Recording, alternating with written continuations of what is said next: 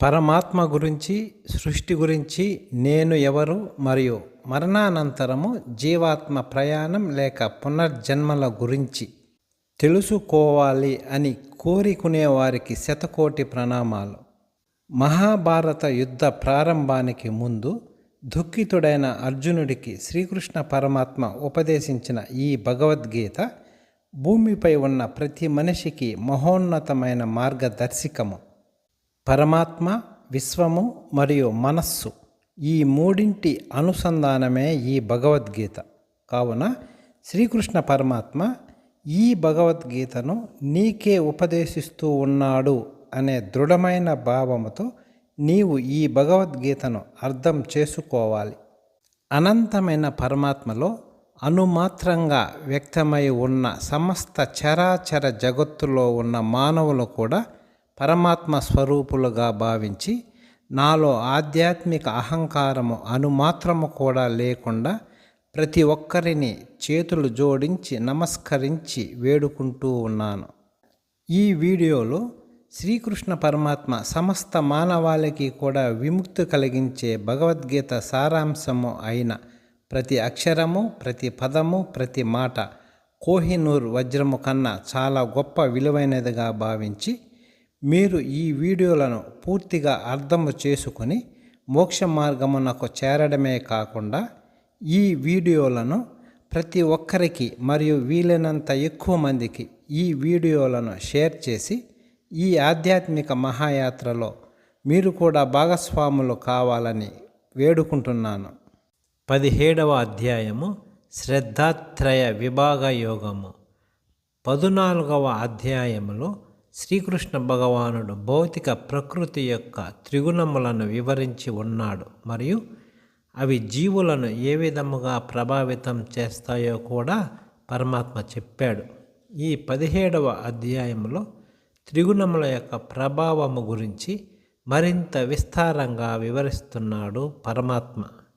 అర్జునుడు ఇలా అడుగుతున్నాడు: శాస్త్ర విధులను త్యజించి ఆచరించకుండా ఉండి శ్రద్ధ విశ్వాసములతో పూజలు చేసేవారి యొక్క స్థితి ఎలా ఉంటుంది? వారి యొక్క విశ్వాసము సత్వగుణములో ఉన్నట్ట లేక రజో తమో గుణములలో ఉన్నట్ట? శ్రీ భగవానుడు ఇలా పలికెను: ప్రతి ఒక్క మానవుడు తన సహజ సిద్ధ శ్రద్ధ మరియు విశ్వాసముతో జన్మిస్తాడు. ఇది సాత్వికము, రాజసము, తామసము అనే 3 విధములుగా ఉండవచ్చును. అందరూ మనుష్యులు తమ మనస్సు యొక్క స్వభావమునకు తగ్గట్టుగా శ్రద్ధ విశ్వాసములు కలిగి ఉంటాయి మరియు విశ్వాసము ఎట్టిదో అదే వారి వ్యక్తిగతముగా ఉంటుంది. సత్వగుణములో ఉండేవారు దేవతలను ఆరాధిస్తారు. రజోగుణములో ఉండేవారు యక్షులను, రాక్షసులను పూజిస్తారు. తమో గుణములో ఉండేవారు భూత ప్రేతాత్మలను ఆరాధిస్తారు. కొంతమంది జనులు అత్యంత కఠినమైన తపస్సులను శాస్త్ర విరుద్ధమైన తమ దంభం మరియు అహంకారముచే ప్రేరేపితులై చేస్తారు. కామము మరియు మమకారముచే ప్రేరేపితులై వారు తమ శరీర అవయవములనే కాక వారి శరీరములోనే పరమాత్మగా ఉన్న నన్ను కూడా నిర్లక్ష్యము చేస్తారు. ఇటువంటి బుద్ధిహీనులు అసురీ గుణ సంకల్పముతో ఉన్నవారని తెలుసుకొనుము.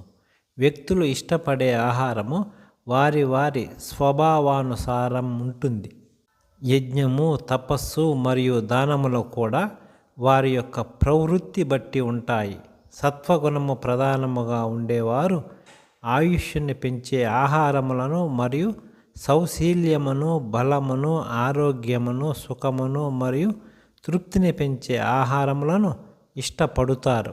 ఇటువంటి ఆహారము రసముతో, సత్తువతో, పోషకములతో కూడినవై మరియు సహజముగానే రుచిగా ఉంటాయి. అతి చేదుగా, అతి పుల్లగా, ఉప్పగా, చాలా వేడిగా, ఘాటుగా, ఎండిపోయిన మరియు కారముగా ఉన్న ఆహార పదార్థములు రజోగుణ ప్రధానముగా ఉండేవారికి ఇష్టముగా ఉంటాయి. ఇటువంటి ఆహారములు బాధను, శోకమును మరియు వ్యాధులను కలుగ చేస్తాయి. ఎండిపోయిన మాడిపోయిన ఆహారము, మురిగిపోయిన ఆహారము, కలుషితమైన మరియు అపరిశుద్ధ ఆహారము తామసీ గుణము ప్రధానముగా ఉన్న వారికి ప్రియముగా ఉంటాయి. ఫలాపేక్ష లేకుండా శాస్త్ర విధి నియమములను పాటిస్తూ ఇది చేయవలసిన కర్తవ్యము అని మనస్సులో దృఢ సంకల్పముతో చేసిన యజ్ఞము సత్వగుణముతో చేయబడినట్టు. ప్రాపంచిక లాభము కోసము లేదా అహంకారముతో చేయబడిన యజ్ఞము రజోగుణములో ఉన్నట్టు తెలుసుకునుము. శ్రద్ధ విశ్వాసములు లేకుండా మరియు శాస్త్ర నియమాలకు విరుద్ధంగా ప్రసాద వితరణ చేయకుండా, మంత్రములు జపించకుండా మరియు దక్షిణ ఇవ్వకుండా చేయబడిన యజ్ఞము తమోగుణములో ఉన్నది అని పరిగణించబడును.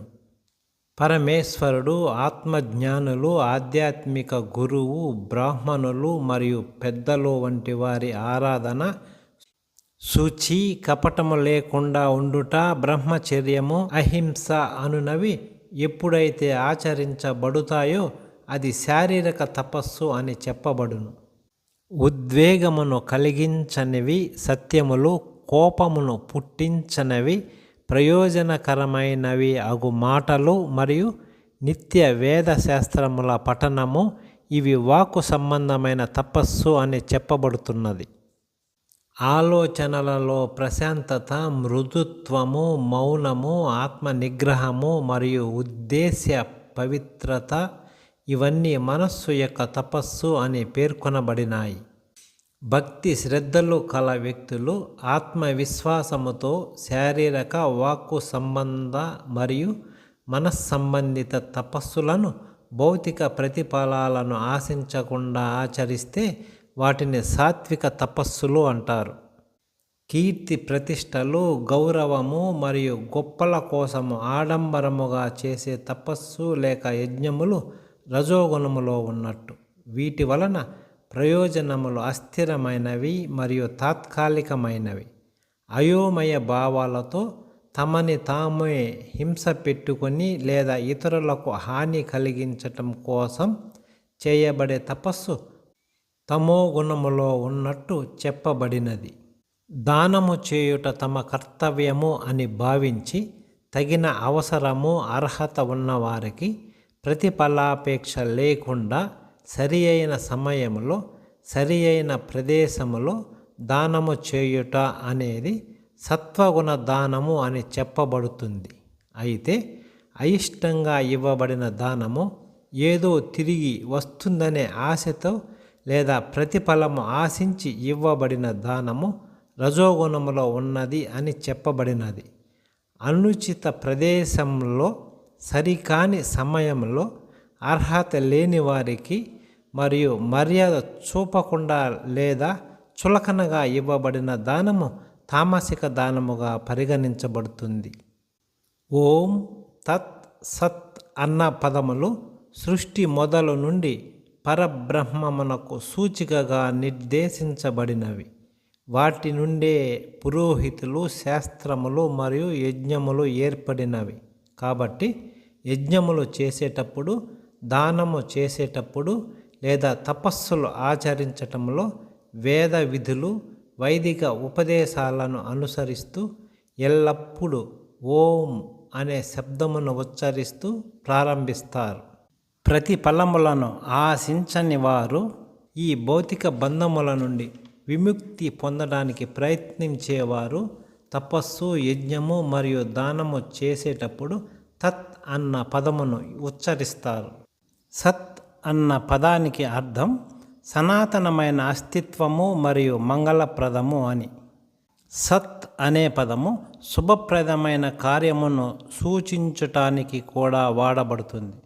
యజ్ఞము, తపస్సు మరియు దానములు ఆచరించుటలో నిమగ్నమవటాన్ని కూడా ఈ సత్ అన్న పదము వివరిస్తుంది.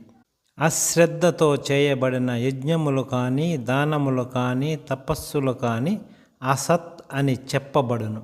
ఇవి ఈ లోకమున కానీ లేదా పరలోకమున కానీ ఎటువంటి ప్రయోజనాన్ని చేకూర్చవు. ఈ అధ్యాయము సమాప్తము. తదుపరి భగవద్గీత అధ్యాయము కొరకు తప్పకుండా సబ్స్క్రైబ్ చేసుకోగలరు.